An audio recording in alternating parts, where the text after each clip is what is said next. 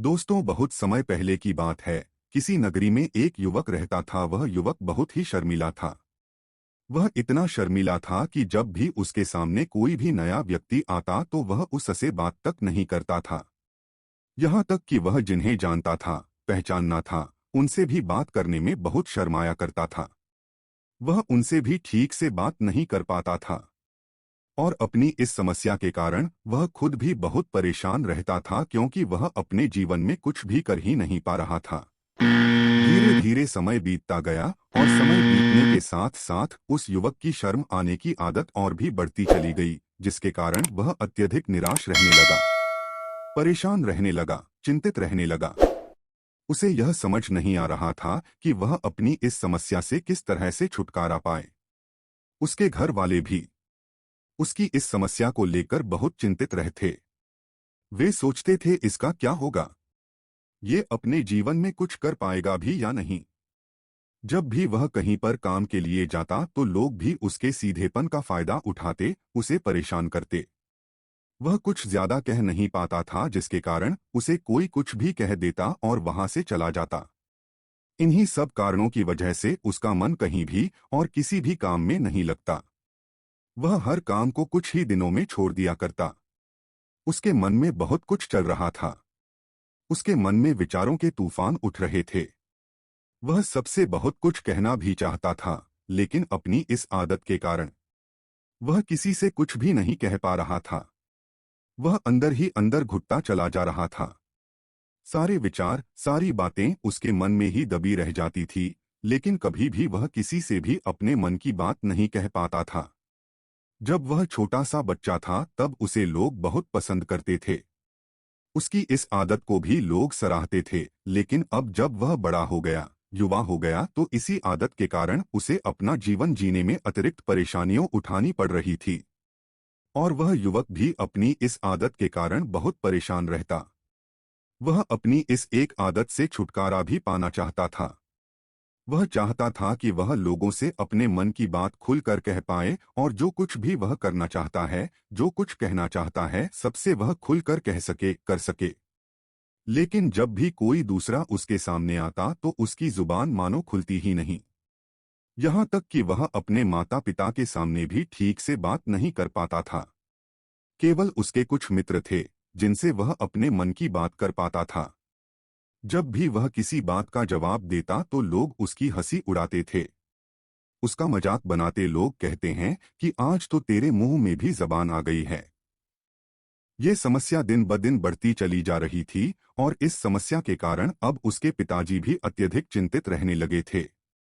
वह चाहते थे कि उनका बेटा भी दूसरों के सामने अपने मन की बात कह सके, लेकिन एक दिन जब वे अपने बेटे को दूसरों के सामने शर्मिंदा होता हुआ देख रहे थे, तभी उन्हें बहुत क्रोध आया और वह अपने बेटे को बहुत खरी खोटी सुनाने लगे। उन्होंने उस लड़के को इतना डांट दिया कि वह युवा लड़का अत्यधिक क्रोधित हो गया और वह बिना कुछ ही कहे वहां से चला गया। और फिर तब शाम हो चुकी थी और अब तक उनका बेटा घर नहीं लौटा था। माता और पिता दोनों ही बड़े चिंतित थे। वे अपने बेटे को वापस घर पर देखना चाहते थे, लेकिन युवा लड़का तो भागते भागते पहाड़ की चोटी पर जा पहुंचा था। वह वहां से नीचे की ओर झांक रहा था और ईश्वर से कह रहा था, हे भगवान, आपने मुझे ऐसा क्यों बनाया है। लोग मेरा मजाक उड़ाते हैं, लोग मेरी हंसी उड़ाते हैं। जब मैं इस दुनिया में अपने मन की बात रख ही नहीं सकता, मैं किसी से कुछ कह ही नहीं सकता, तो फिर मैं इस जीवन को जीकर क्या करूंगा। है ईश्वर, जब भी मैं किसी से कुछ भीखने की कोशिश करता हूं तो लोग मेरा मजाक बनाते हैं, मेरी हंसी उड़ाते हैं, यहाँ तक कि वह मुझसे कुछ भी कहकर चले जाते हैं और मैं उनका जवाब तक नहीं दे पाता। ऐसा जीवन जीकर मुझे क्या मिलेगा। इसलिए अब मैं तेरे पास आ रहा हूँ। इतना कहकर जैसे ही वह युवक कूदने की तैयारी ही कर रहा था कि उसे भी पीछे से आवाज सुनाई पड़ी, बेटा, जान देना तो बहुत आसान है, लेकिन इस जान को तुम फिर वापस नहीं पा सकोगे। जैसे ही ये आवाज उसके कानों में पड़ी, वह पीछे मुड़कर देखने लगा। उसने जैसे ही पीछे मुड़कर देखा, उसने पाया कि एक बौद्ध भिक्षु उसके पीछे ही खड़े हैं। उन्हें देखकर वह लड़का डर सा गया और अपने कदम पीछे खींच लिए और चुपचाप वहां पर खड़ा हो गया। अपनी आदत के कारण वह उनसे भी कुछ कह नहीं पा रहा था। तभी बौद्ध भिक्षु उस युवक से कहते हैं, बेटा क्या बात है? आखिर तुम यहाँ पर क्या कर रहे हो और तुम अपने इस जीवन को क्यों समाप्त करना चाहते हो? ये अनमोल जीवन बहुत कम लोगों को नसीब होता है और तुम्हें यह जीवन व्यर्थ लग रहा है। इस पर वह युवक कहता है, नहीं नहीं कुछ नहीं, मैं तो बस यहाँ पर खड़ा होकर देख रहा था। तभी बौद्ध भिक्षु उस नौजवान युवक से कहते हैं, बेटा मैं जानता हूं कि तुम यहाँ पर क्या करने आए थे। तुम मुझसे कुछ भी नहीं छुपा सकते, लेकिन मैं चाहता हूं कि तुम अपनी समस्या मुझसे खुद ही बताओ। तभी मैं उसका समाधान तुम्हें बता पाऊंगा। यदि तुम यह चाहते हो कि कोई तुम्हारी मदद करे तो उसके लिए पहले तुम्हें आगे बढ़ना ही होगा। और यदि तुम चाहते हो कि मैं तुम्हारी समस्या का समाधान करूं तो तुम्हें मुझे अपनी समस्या बतानी ही होगी, वरना मैं कुछ भी नहीं कर सकूंगा। उन बौद्ध भिक्षुओं की यह बात सुनकर वह युवक कहता है, नहीं नहीं मैं ठीक हूं, मैं सच कह रहा हूं। उस युवक की यह बात सुनकर बौद्ध भिक्षु उस युवक से कहते हैं, ठीक है बेटा, यदि तुम यह नहीं चाहते कि मैं तुम्हारी मदद करूं तो कोई बात नहीं, मैं तुम्हारी इस बात पर विश्वास कर लेता हूं। ठीक है बेटा, यदि तुम ऐसा चाहते हो कि मैं यहाँ से चला जाऊं तो मैं यहाँ से चला जाता हूं, लेकिन मेरी एक बात याद रखना, मेरे यहाँ से जाने के बाद मैं तुम्हारी कोई भी मदद नहीं कर पाऊंगा और हो सकता है कि तुम्हारी मदद के लिए कोई और भी आगे ना आए। इतना कहकर ही बौद्ध भिक्षु पीछे की ओर मुड़े और अपने मार्ग में आगे की ओर बढ़ने लगे। वो युवक वहीं पर खड़ा होकर ये सब देख रहा था। जैसे ही वह कुछ दूर पहुंचे तभी उस युवक ने जोर से उनको आवाज लगाई, गुरुदेव मेरी समस्या बहुत बड़ी है, क्या आप मेरी समस्या का उसका समाधान कर सकेंगे? क्या आप मुझे उसका समाधान दे सकेंगे? यह सुनकर बौद्ध भिक्षु वहीं पर खड़े हो गए और पीछे मुड़कर उन्होंने उस युवक की बात का जवाब देते हुए कहा, बेटा इस दुनिया में कोई ऐसी समस्या नहीं है जिसका कोई भी समाधान ना हो। यदि तुम मुझे अपनी समस्या बताओगे तो मैं उसका समाधान अवश्य करूंगा। तभी वह युवक उन बौद्ध भिक्षु से अपनी समस्या बताते हुए कहता है, महात्मा मेरी एक बहुत ही बड़ी समस्या है कि मैं शर्मिला हूँ, जिसके कारण मैं किसी से कोई बात ही नहीं कर पाता। यहाँ तक कि मैं अपने मन की बात भी किसी को नहीं बता पाता। जब भी मैं किसी से बात करने की कोशिश करता हूँ तो लोग मेरा मजाक उड़ाते हैं, मेरी हंसी उड़ाते हैं। जब भी मुझे कोई खरी खोटी सुनाता है, उल्टी सीधी बातें करता है तो मैं उनका जवाब नहीं दे पाता। मैं लोगों की तरह ही चालाक बनना चाहता हूँ, लोगों की तरफ बातों का जवाब देना चाहता हूँ, अपने मन की बात करना चाहता हूँ। मैं इस दुनिया के साथ कदम से कदम मिलाकर आगे की ओर बढ़ना चाहता हूँ। क्या इसका कोई समाधान है महात्मा?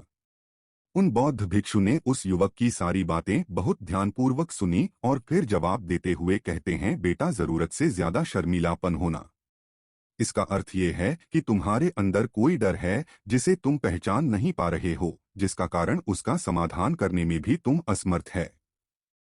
शर्म करना अलग बात है और डरना अलग बात है। जब हमारे अंदर डर होता है तब हम कहीं भी किसी से भी कोई भी बात नहीं कर सकते। हमें चारों तरफ केवल डर ही नजर आता है और हम हर जगह से डरते ही रहते हैं। लेकिन इसे शर्माना नहीं कहते, शर्म तो बस एक हद तक ही तुम्हें चुप रख सकता है। फिर वह बौद्ध भिक्षु उस युवक से कहते हैं, बेटा तुम सबसे ज्यादा किससे शर्माते हो? युवक इसका जवाब देते हुए कहता है, गुरुवर मुझे अपने पिता से बात करने में बहुत ही शर्माती है, मैं उनके सामने कुछ भी बोल ही नहीं पाता हूँ। तभी वह बौद्ध भिक्षु उस युवक से कहते हैं, अच्छा तो ये बताओ, जब तुम अपने पिता से बात कर रहे होते हो या फिर बात करने का प्रयास करते हो तो तुम्हारे मन में किस तरह के ख्याल आते हैं? तब वह युवक जवाब देते हुए कहता है, जब भी मैं अपने पिता से बात करने का प्रयास करता हूं तो मुझे ऐसा लगता है कि मानो मेरे पिता अभी मुझे डांट देंगे, मुझ पर बहुत क्रोध करेंगे, मुझसे नाराज हो जाएंगे और कहीं ना कहीं मुझे यह भी लगता है कि मैं जरूर कुछ गलत बात ही करूंगा। यहाँ तक कि मेरे मन में ऐसे ख्याल आते हैं कि शायद मेरे पिताजी मुझसे प्यार ही नहीं करते। परंतु महात्मा आप कहते हैं कि शर्म अलग है और डरना अलग बात है, तो क्या कोई ऐसा उपाय है जिससे मुझे डर ही ना लगे? क्या कोई ऐसा रास्ता है जिससे मेरे अंदर का ये डर पूरी तरह से ही समाप्त हो जाए? कृपा करके मुझे इस समस्या का समाधान जरूर बताइए। मुझे अपने इस डर से बाहर निकलना ही है। मुझे लोगों की तरह अपने इस जीवन को खुलकर जीना है। उस युवक की यह सारी बातें सुनकर बौद्ध भिक्षु उस युवक से कहते हैं, जाओ और अपने पिता से ये कहो कि मुझे कुछ काम करना है और उसके लिए मुझे आपसे कुछ धन चाहिए। यदि तुम उनसे धन मांगने में कामयाब हो गए तो मैं तुम्हें तुम्हारी समस्या का समाधान अवश्य ही बताऊंगा। वह युवक बहुत ही घबरा गया। उसने उन महात्मा से कहा, हे गुरुवर, मुझे यह कार्य ना दीजिए। मैं उनसे कुछ नहीं कह पाता हूँ। उनके सामने तो मेरी बोलती ही तक बंद हो जाती है। तो मैं उनसे धन भला कैसे मांगूंगा? ये बात सुनकर बौद्ध भिक्षु उस युवक से कहते हैं, तब तो तुम्हारी समस्या का कोई भी हल नहीं है और ना ही तुम कभी भी अपने जीवन को खुलकर जी पाओगे। ये बात सुनकर युवक उन महात्मा से कहता है, गुरुवर्ग ऐसा ना कहिए, कृपा करके मुझे कोई और कार्य बताइए, कोई ऐसा कार्य जिससे मेरे अंदर का डर पूरी तरह से ही समाप्त हो जाए। कोई ऐसा समाधान बताइए। इसका जवाब देते हुए वह बौद्ध भिक्षु उस युवक से कहते हैं, बेटा, यदि तुम्हें अपने अंदर के डर को समाप्त करना ही है तो पहले तुम्हें मेरा यह कार्य करना होगा जो मैंने तुम्हें कहा है। वह युवक घबराकर काफी देर सोच विचार करने के बाद उन महात्मा से कहता है, ठीक है, यदि आप चाहते हैं कि मैं इस कार्य को करूं तो मैं इसे करने का पूरा ही प्रयास करूंगा। इतना कहकर वह युवक अपने घर लौट जाता है। उसे देखकर उसके माता पिता बहुत ही खुश हो जाते हैं और वह युवक अपने पिता से डरते डरते कहता है, पिताजी, मुझे आपसे कुछ बात करनी है। इस पर उसके पिता कहते हैं, बोलो क्या बात है? युवक आगे कहता है, पिताजी, मैं कुछ काम करना चाहता हूँ और उसके लिए मुझे आपसे कुछ धन चाहिए। क्या आप मुझे कुछ धन दे सकते हैं? इतना सुनकर उस युवक के पिता ने उसकी ओर ध्यान से देखा। काफी देर देखने के बाद युवक के पिता खुशी से झूम उठे और तुरंत ही उन्होंने कुछ धन अपने पुत्र के हाथों पर रख दिया और कहने लगे, बेटा, इतना धन काफी है कि तुम्हें और भी चाहिए। इसके जवाब में वह युवक अपने पिता से कहता है, नहीं नहीं पिताजी, इतना धन काफी है, मैं इतने से ही काम चला लूंगा। वह युवक उस धन को लेकर तुरंत दौड़ा दौड़ा उन बौद्ध महात्मा के पास लौटा और जो धन उसने अपने हाथों में ले रखा था उसे दिखाते हुए वह कहता है, महात्मा, जैसा आपने जैसा कहा था मैं धन लेकर आपके पास आ चुका हूँ। मैंने अपने पिता से धन मांग लिया है। अब मुझे आप मेरी समस्या का भी समाधान बताओ। तभी बौद्ध महात्मा उस युवक से कहते हैं, अरे, इतनी जल्दी क्या है? अभी तो तुम्हें मेरे लिए एक काम और करना है, तभी मैं तुम्हें तुम्हारी समस्या का समाधान अवश्य ही बताऊंगा और यदि तुम मेरे लिए इस कार्य को पूरा नहीं कर सके तो मैं तुम्हें कभी भी तुम्हारी समस्या का समाधान नहीं बताने वाला। तभी वह युवक उन बौद्ध महात्मा से कहता है कि महात्मा, भी तो मैंने आपके लिए एक काम किया है। अभी आप मुझे एक और काम करने के लिए भी कह रहे हैं। तभी बौद्ध भिक्षु उस युवक से कहते हैं, हाँ, तुम्हें मेरे लिए एक काम और करना होगा। वह युवक एक बार फिर से काफी देर तक सोच विचार कर उन बौद्ध भिक्षु से कहता है, अच्छा ठीक है, बताइए अब मुझे क्या करना हो। इसके जवाब में बौद्ध महात्मा उस युवक से कहते हैं, जाओ और जो धन तुमने अपने पिता से मांग कर लाया है इस धन को वापस अपने पिताजी को लौटा दो और साथ साथ यह भी कहना कि पिताजी, मैं अभी काम नहीं करना चाहता हूँ, लेकिन जब समय आएगा तो मैं आपसे यह धन वापस लूंगा और उससे अपना काम करूंगा। यह बात सुनकर वह युवक एक बार फिर से ऊपर से नीचे तक पूरी तरह से कांप गया और कहने लगा, महात्मा, आप मुझे कोई और काम सौंपिए, मैं उसे जरूर करूंगा, लेकिन अब यदि मैं धन लेकर पिताजी के पास वापस गया तो वह क्या सोचेंगे मेरे बारे में? मैं तो शर्मिंदा ही हो जाऊंगा पिताजी के सामने। इसलिए महात्मा, कृपया करके मुझे कोई और काम दे। तभी बौद्ध महात्मा उस युवक से कहते हैं, बेटा, जो काम मैंने तुम्हें सौंपा है तुम्हें उसी कार्य को पूर्ण करना होगा, अन्यथा तुम्हारी समस्या का समाधान मैं तुम्हें नहीं बताने वाला। काफी देर सोच विचार करने के बाद वह युवक उन बौद्ध महात्मा से कहता है, ठीक है गुरुवर, मैं वापस जाता हूँ और ये धन लौटाकर मैं अभी आता हूँ। वह तुरंत दौड़ा दौड़ा अपने पिताजी के पास वापस लौटा और उसने अपने पिताजी से कहा, पिताजी, मैं यह धन अभी नहीं लेना चाहता। अभी ये धन आप मुझसे वापस ही ले लीजिए। जब मुझे कोई काम पड़ेगा तो मैं आपसे ये धन वापस ले लूंगा।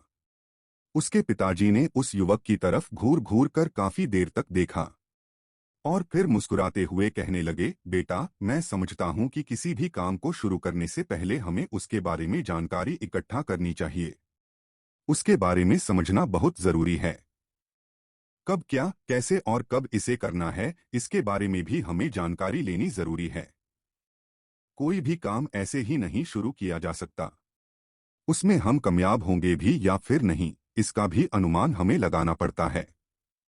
और जब तक हम इन सभी के बारे में सही जानकारी प्राप्त कर लेते हैं, तब तक हमें धन नहीं लगाना चाहिए। मुझे बहुत खुशी है कि तुमने ये सही निर्णय लिया है। जब तुम्हें यह समझ में आ जाए कि जो कार्य तुम करने जा रहे हो वह तुम्हारे लिए उचित है भी या नहीं, तुम चाहो जब मैं तुम्हें यह धन वापस लौटा दूंगा। युवक अपने पिता से यह सारी बातें सुनकर मन ही मन बहुत प्रसन्न था। उसने तो उम्मीद तक नहीं की थी कि उसके पिता हंसकर उसे इस तरह से सारी बातें समझाएंगे। वह मन ही मन यह सोच ही रहा था कि तभी उसके पिताजी उसके और करीब आए और अपनी उस युवा बेटे को गले से लगा लिया। जैसे ही उसके पिता ने उस युवक को गले से लगाया, उस युवक को बहुत अच्छा महसूस हुआ। उसका आत्मविश्वास, उसका हौसला और बढ़ता चला गया। उसके बाद युवक वापस उन महात्मा के पास लौटा और कहने लगा, महात्मा, जैसा आपने कहा था मैंने बिल्कुल वैसा ही किया है। मैंने धन अपने पिताजी को वापस कर दिया है। अब तो कृपया करके मुझे मेरी समस्या का समाधान बताएं। तभी बौद्ध महात्मा उस युवक की तरफ देखकर मुस्कुराते हैं और इस युवक से कहते हैं, बेटा, इतनी जल्दी क्या है? अभी तो तुम्हें मेरे लिए एक और काम करना है। वह युवक कहता है, महाराज, आप आखिर मुझसे यह बार बार इस तरह से काम क्यों करवा रहे हैं? क्या आपके पास मेरी समस्या का कोई भी समाधान नहीं है? कहीं आप मुझे बेवकूफ तो नहीं बना रहे? जिस तरह से लोग मुझे बेवकूफ बनाते हैं, क्या आप भी मेरे साथ वही तो नहीं कर रहे? आपने कहा जाओ अपने पिताजी से पैसे मांग कर लाओ, मैं पैसे मांग कर लाए, आपने फिर कहा जाओ ये पैसे अपने पिताजी को लौटा कर आओ। मैंने आपके कहने अनुसार बिल्कुल वैसा ही किया और अब आप कह रहे हैं कि मैं आपके लिए एक और काम करूं तो नहीं, ये मुझसे नहीं होगा। तभी बौद्ध महात्मा उस युवक की तरफ देखकर मुस्कुराते हैं और कहते हैं, बेटा, बस ये आखिरी काम है और यह बहुत ही सरल भी है। तुम जैसे ही इस कार्य को पूरा करोगे, मैं तुम्हें वचन देता हूं कि मैं तुम्हारी समस्या का समाधान तुम्हें अवश्य ही बताऊंगा। इस पर वह युवक फिर से एक बार सोच विचार करता है और उन बौद्ध महात्मा से कहता है, ठीक है, लेकिन ये आखिरी काम है जो मैं आपके लिए करूंगा, बताइए मुझे क्या करना है। तभी बौद्ध महात्मा एक मूर्ति निकालकर उस युवक के हाथ में थमा देते हैं। वह मूर्ति देखने में बहुत ही साधारण सी थी, लेकिन वह बौद्ध महात्मा उस युवक से कहते हैं, बेटा, तुम्हें इसे बाजार में ले जाना है, इसे बेचना है। तभी बौद्ध भिक्षु उस युवक की तरफ देखकर मुस्कुराते हैं और इस युवक से कहते हैं, बेटा, इतनी भी जल्दी क्या है? अभी तो तुम्हें मेरे लिए एक और काम करना है। वह युवक कहता है, महात्मा, आप आखिर मुझसे बार बार इस तरह से काम क्यों करवा रहे हैं? क्या आपके पास मेरी समस्या का कोई समाधान नहीं है? कहीं आप भी मुझे बेवकूफ तो नहीं बना रहे? जिस तरह से लोग मुझे बेवकूफ बनाते हैं, क्या आप भी मेरे साथ में वही तो नहीं कर रहे? आपने कहा जाओ अपने पिताजी से पैसे मांग कर लाओ, मैं पैसे मांग कर लाया, आपने फिर कहा जाओ ये पैसे अपने पिताजी को लौटा कर आओ। मैंने आपके कहे अनुसार बिल्कुल वैसा ही किया और अब आप कह रहे हैं कि मैं आपके लिए में एक और काम करूं नहीं, ये मुझसे बिल्कुल नहीं होगा। तभी बौद्ध महात्मा उस युवक की तरफ देखकर मुस्कुराते हैं और कहते हैं, बेटा, बस ये आखिरी काम है और यह बहुत ही सरल भी है। तुम जैसे ही इस कार्य को पूरा करोगे, मैं तुम्हें वचन देता हूं कि मैं तुम्हारी समस्या का समाधान तुम्हें अवश्य ही बताऊंगा। इस पर वह युवक फिर से एक बार सोच विचार करता है और उन बौद्ध महात्मा से कहता है, ठीक है, लेकिन ये आखिरी काम होगा जो मैं आपके लिए करूंगा, बताइए महात्मा, मुझे क्या करना है। तभी बौद्ध महात्मा एक मूर्ति निकालकर उस युवक के हाथ में थमा देते हैं। वह मूर्ति देखने में बहुत ही साधारण सी होती है, लेकिन वह बौद्ध महात्मा उस युवक से कहते हैं, बेटा तुम्हें इसे बाजार में ले जाना है, इसे बेचना है और इसके बदले में तुम्हें 100 सोने के सिक्के लेकर आने हैं। जब तुम ये करने में सफल हो जाओगे तभी मैं तुम्हें तुम्हारी समस्या का समाधान बता पाऊंगा। वह युवक उस मूर्ति को अपने हाथ में लेकर बड़े ही गौर से मूर्ति को देखता है और उन बौद्ध महात्मा से कहता है, हे गुरुवर, ये तो बहुत ही साधारण सी मूर्ति लग रही है, मानो मिट्टी की बनाई गई। इसके लिए भला 100 सोने के सिक्के मुझे कौन देगा? इसके मुझे 1 या 2 सोने के सिक्के मिल जाए वही बहुत है, लेकिन इसके लिए 100 सोने के सिक्के कोई नहीं देगा। तभी बौद्ध महात्मा उस युवक से कहते हैं, बेटा, मैंने जो काम तुम्हें सौंपा है, यदि तुम उसे पूरा करोगे तभी तुम्हें तुम्हारी समस्या का समाधान मिल पाएगा, अन्यथा तुम चाहो तो अपने घर को लौट सकते हो, फिर से वही अपने पुराने जीवन में जहां लोग तुम्हारा मजाक बनाते रहते हैं, लोग तुम्हें डराते हैं, सताते हैं। मैं तुम्हें यहाँ अपने डर को निकालने में तुम्हारी मदद कर रहा हूँ। तुम मेरे यहाँ काम करके अपने डर को धीरे धीरे भगा पाओगे। मेरे इस काम को पूरा कर दो तो तुम्हें सब कुछ समझ में आ जाएगा।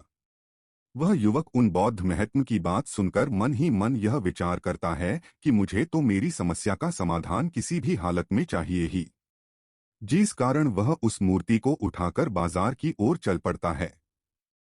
बाजार में पहुंचकर वो एक जगह चुपचाप उस मूर्ति को लेकर खड़ा हो जाता है और इंतजार करने लगता है कि कोई तो आएगा और उसे उस मूर्ति के बारे में जरूर पूछेगा और तब वह उस मूर्ति के लिए 100 सोने के सिक्के की मांग करेगा। देखते ही देखते काफी समय बीत गया, लेकिन अभी तक उसके पास एक भी व्यक्ति नहीं आया था। उसने आसपास देखा तो लोग चिल्ला चिल्लाकर अपने सामानों को बेच रहे थे, जोर जोर से आवाजें लगा रहे थे। उसने भी सोचा, यदि मुझे अपनी इस मूर्ति को बेचना है तो मुझे भी इसी तरह जोर जोर से आवाज लगानी होगी। उस युवक ने भी चिल्लाना शुरू किया, लेकिन वह इतनी जोर से भी नहीं चिल्ला रहा था। उसकी आवाज उसे खुद भी सुनाई नहीं पड़ रही थी, तो भला उसकी आवाज को दूसरे कैसे सुनते, जिस कारण उसे कोई भी व्यक्ति खरीदने के लिए तैयार नहीं था। धीरे धीरे शाम का समय भी हो चुका था और उस व्यक्ति को ये डर था कि कहीं वह बौद्ध महात्मा वहां से कहीं चले ना जाएं, अन्यथा उसे फिर उसकी समस्या का समाधान कौन देगा। ये सोचकर उसने जोर जोर से आवाज लगाई शुरू की कि 100 सोने के सिक्के में ये मूर्ति ले लो। उसकी आवाज सुनकर लोग भी अब उसके पास आने लगे और उससे ये सवाल करने लगे, इस मूर्ति में ऐसा भी क्या है जो तुम इसके लिए 100 सोने के सिक्कों की मांग रहे हो? इसके अंदर ऐसा कुछ तो खास होगा ही न। युवक काफी देर सोच विचार कर उस व्यक्ति से कहता है, नहीं नहीं, मुझे यह कुछ नहीं पता, मैं तो बस ये मूर्ति यहाँ पर बेचने के लिए आया हूँ। तभी उसमें से एक व्यक्ति उस युवक से कहता है, अगर ऐसी बात है तो इस मूर्ति को कोई नहीं खरीदने वाला। आखिर इस मूर्ति में ऐसा क्या खास है जिसके लिए तुम सोने के सिक्के की मांग कर रहे हो? ये तो तुम्हें सबको बताना पड़ेगा। धीरे धीरे कई लोग उसके पास आ गए और सभी ने बस एक यही सवाल किया, आखिर इस मूर्ति में ऐसा क्या खास है? ऐसी क्या बात है जिसके लिए तुम 100 सोने के सिक्के की मांग कर रहे हैं? उस युवक ने उन सबने बातचीत की, उन्हें समझाने की भी कोशिश की, कई प्रयत्न भी किए, लेकिन कोई भी उस मूर्ति को 100 सोने के सिक्के देकर खरीदने के लिए तैयार नहीं हुआ। वह निराश हो गया। उसे कुछ भी समझ नहीं आ रहा था कि वह अब क्या करे। तभी बाजार में उसने देखा कि कुछ लोग अपने सामानों की खासियत बता रहे हैं। वे लोग उसे बेचने के लिए उसकी खास खास बातों के बारे में लोगों को समझा रहे हैं। ये देखकर उसने भी सोचा कि मुझे भी इस मूर्ति की कुछ खासियत इन लोगों को बतानी चाहिए। उसने फिर एक बार जोर जोर से आवाज लगाना शुरू की, समस्या का समाधान निकालने वाली मेरी गुरु की इकलौती मूर्ति, जो इस दुनिया में केवल और केवल एक ही है, जिस किसी के पास भी यह मूर्ति होगी उसके घर में कोई भी समस्या नहीं होगी। यह मूर्ति उस समस्या का समाधान तुम्हें अवश्य बताएगी। यह सुनकर लोग उसके पास दौड़ के पहुंचने लगे और उसे ये सवाल करने लगे, क्या सच में ये मूर्ति जिसके भी पास होगी उसके पास कोई समस्या नहीं होगी? क्या सच में यह सभी समस्याओं का समाधान करती है? उसका जवाब देते हुए युवक कहता है, हाँ, सभी समस्याओं का समाधान यह मूर्ति कर देती है। यदि आप इस मूर्ति को ले जाते हैं आपके घर में तो कोई भी समस्या यदि आएगी तो यह मूर्ति उसका समाधान आपको अवश्य बताएगी। चाहे कोई भी समस्या हो, कैसी भी समस्या हो, कैसी भी परिस्थिति हो, आपको उसका समाधान अवश्य मिलेगा। इतना सुनने के बाद अब सभी को वही एक मूर्ति चाहिए थी। सभी उस मूर्ति के दाम लगाने लगे। कोई उसे 200 सोने के सिक्के तो कोई 400, कोई 600 तो कोई 1000 सोने के सिक्के देने के लिए तैयार हो गया था। उस मूर्ति की कीमत भी लगातार बढ़ती ही जा रही थी। जैसे जैसे लोगों को पता चलता जा रहा था कि ये मूर्ति लोगों की सभी तरह की समस्या का समाधान करती है, लोग उसे किसी भी कीमत पर खरीदने के लिए तैयार हो गए थे। अब वह युवक भी आत्मविश्वास के साथ और जोर जोर से चिल्ला रहा था और लोगों को उस मूर्ति के बारे में समझा रहा था, बता रहा था। अब उसके मन में भी कोई डर नहीं था। अब वह लोगों को उस मूर्ति के बारे में पूरे आत्मविश्वास के साथ बिना घबराए उस मूर्ति की खासियत बताने में लगा हुआ था, जिसके कारण लोग उस पर भरोसा भी कर रहे थे और वह भरोसा अब लोगों की नजरों में नजर भी आ रहा था। जैसे जैसे अंधेरा होता गया, लेकिन लोगों की भीड़ तो मानो कम होने का नाम ही नहीं ले रही थी। लोग उस मूर्ति को ही खरीदना चाहते थे। उस युवक ने जोर से आवाज लगाई कि मुझे क्षमा करे।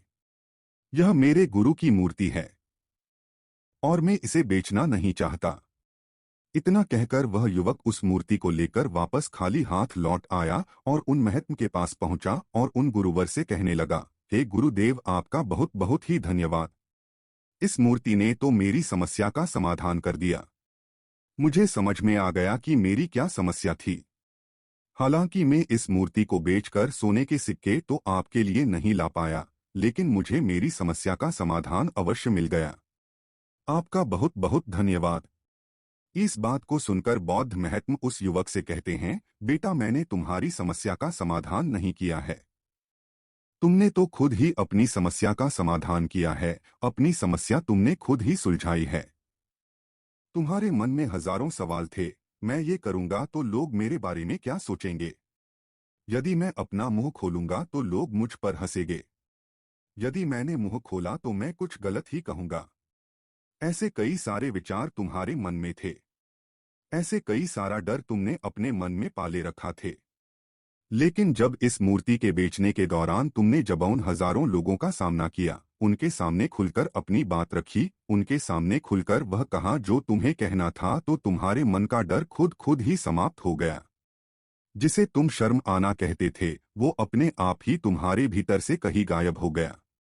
युवक अपने गुरु की यह बात सुनकर अपने गुरुवर महात्मा से कहता है, आप सही कह रहे हैं महात्मा, आपने आज मेरे मन में वो विश्वास जगा दिया है जिससे मैं अब अपने जीवन में कुछ भी हासिल कर सकता हूँ। आपका बहुत बहुत धन्यवाद।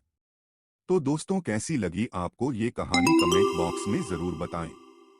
और अच्छी लगी तो इस चैनल को सब्सक्राइब करके बेल आइकन को ऑन करना ना भूलें।